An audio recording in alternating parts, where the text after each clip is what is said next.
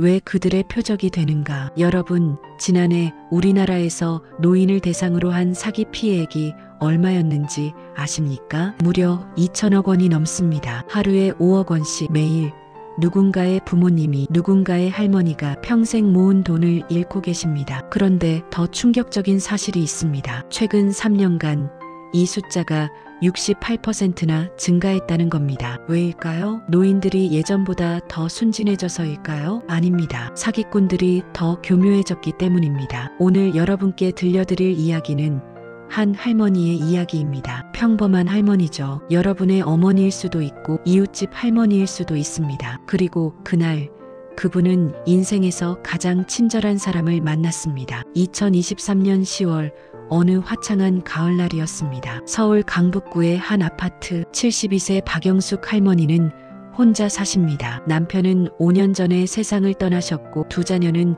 모두 지방에서 살고 있죠. 할머니의 하루는 평온합니다. 아침에 일어나 창문을 열고 텔레비전을 켜고 혼자 밥을 먹습니다. 가끔 복지관에 나가고 가끔 자녀들과 통화하고 그렇게 하루가 지나갑니다. 외롭습니까? 할머니는 고개를 저으실 겁니다. 괜찮아, 익숙해. 하지만 속마음은 다릅니다. 누군가와 이야기하고 싶습니다. 누군가 자신의 말을 들어주길 바랍니다. 바로 이 지점입니다. 사기꾼들이 노리는 순간이 바로 이겁니다. 외로움. 그것이 첫 번째 열쇠입니다. 범죄 심리학자 이정민 교수는 이렇게 말합니다. 사기꾼들은 돈을 노리기 전에 감정을 먼저 노립니다. 특히 고령층은 사회적 관계가 축소되면서 정서적 공백이 큽니다. 그 공백을 채워주는 사람이 나타나면 경계심이 무너지기 시작하죠. 장면 할머니가 전화기를 보고 있는 모습. 그날 오후 2시쯤이었습니다. 할머니의 휴대전화가 울렸습니다. 모르는 번호였습니다. 보통은 안 받습니다. 보험 권유 전화거나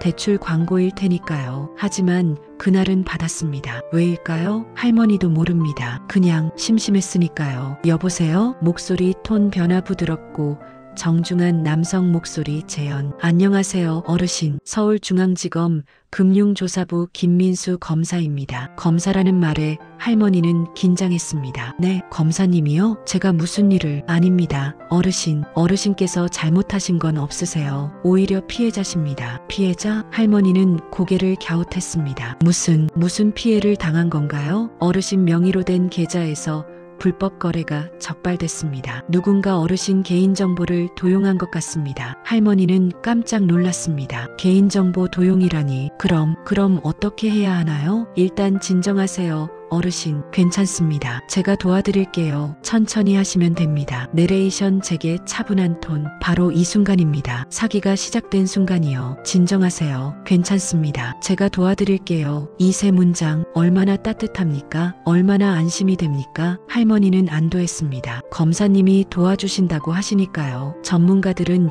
이걸 권위사칭이라고 부릅니다. 검사, 경찰, 금융감독원, 은행원. 이런 직함을 사용하면 사람들은 본능적으로 신뢰합니다. 하지만 더 중요한 건 따로 있습니다. 그 태도입니다. 사기꾼은 절대 다그치지 않습니다. 절대 서두르지 않습니다. 오히려 피해자를 걱정하는 척합니다. 천천히 하세요. 제가 옆에 있어요. 이런 말들이 할머니의 마음을 열었습니다. 여기서 잠깐 통계 하나 더 보시겠습니까? 65세 이상 노인 중 35%가 하루에 대화 상대가 없다고 답했습니다. 일주일에 한 번도 누군가와 제대로 된 대화를 나누지 못한다는 응답도 18%나 됩니다. 상상해 보십시오. 일주일 내내 혼자서 텔레비전만 보고 밥만 먹고 그렇게 지내는 삶을요. 그런 상황에서 누군가 전화를 걸어와 이렇게 말합니다. 어르신, 괜찮으세요? 제가 도와드릴게요. 거부할 수 있겠습니까? 박영숙 할머니는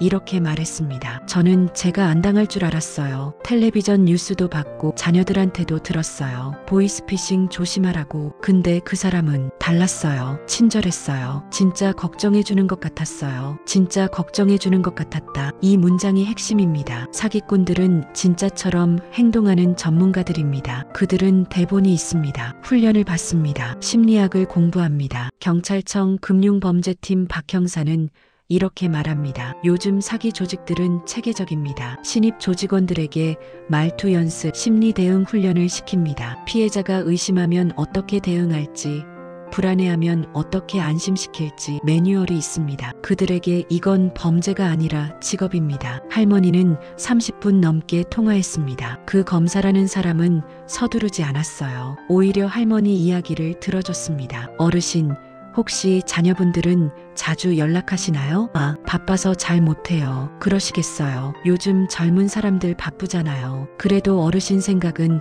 많이 하실 거예요. 그렇겠죠. 이 대화를 보십시오. 할머니의 외로움을 건드렸습니다. 그리고 공감해줬습니다. 바로 이 순간 할머니의 마음속에 이 사람은 나를 이해해주는구나라는 생각이 싹 텄습니다. 그리고 그 검사는 이렇게 말했습니다. 어르신, 이 문제 해결하려면 며칠 걸릴 수 있습니다. 제가 계속 챙겨드릴게요. 혹시 궁금하신 거 있으면 언제든 이 번호로 전화 주세요. 전화번호를 알려줬습니다. 직통 번호라고요. 할머니는 고마웠습니다. 검사님이 이렇게까지 신경 써주시다니 감사합니다. 검사님, 천만에요 어르신. 제가 어르신을 보호해드려야죠. 보호해드려야죠. 이 단어를 기억하십시오. 보호. 사기꾼들이 가장 자주 쓰는 단어 중 하나입니다. 피해자를 보호한다, 지켜준다, 도와준다. 이 말들이 피해자를 안심시킵니다. 그리고 의존하게 만듭니다. 이정민 교수가 다시 말합니다. 고령층이 사기에 당하는 이유는 판단력이 떨어져서가 아닙니다. 오히려 그 반대입니다. 그들은 평생을 살아오며 사람을 믿는 법을 배웠습니다. 약속은 지켜야 하고 도움을 받으면 갚아야 하고 친절에는 친절로 답해야 한다고 배웠죠. 사기꾼들은 바로 그 선한 습관을 이용합니다. 그날 밤 박영숙 할머니는 잠을 설쳤습니다. 개인정보 도용이라니 걱정이 됐습니다. 하지만 한편으로는 안심도 됐습니다. 검사님이 도와주신다니까요. 다음 날 그 번호로 전화가 또 왔습니다. 할머니는 이번에는 망설이지 않고 받았습니다. 어르신, 어젯밤 편히 주무셨어요? 그 한마디에 할머니는 또 마음이 열렸습니다. 밤에 잘 잤냐고 물어보는 사람이 할머니 인생에 몇 명이나 있습니까? 여러분, 지금 이 순간에도 누군가의 휴대전화가 울리고 있습니다. 그리고 그 전화를 받는 순간 그 사람의 인생이 바뀔 수 있습니다. 왜 시니어들이 표적이 되는가? 답은 간단합니다. 그들이 외롭기 때문입니다. 그들이 친절을 갈망하기 때문입니다. 그들이 누군가를 신뢰하고 싶어 하기 때문입니다. 그리고 사기꾼들은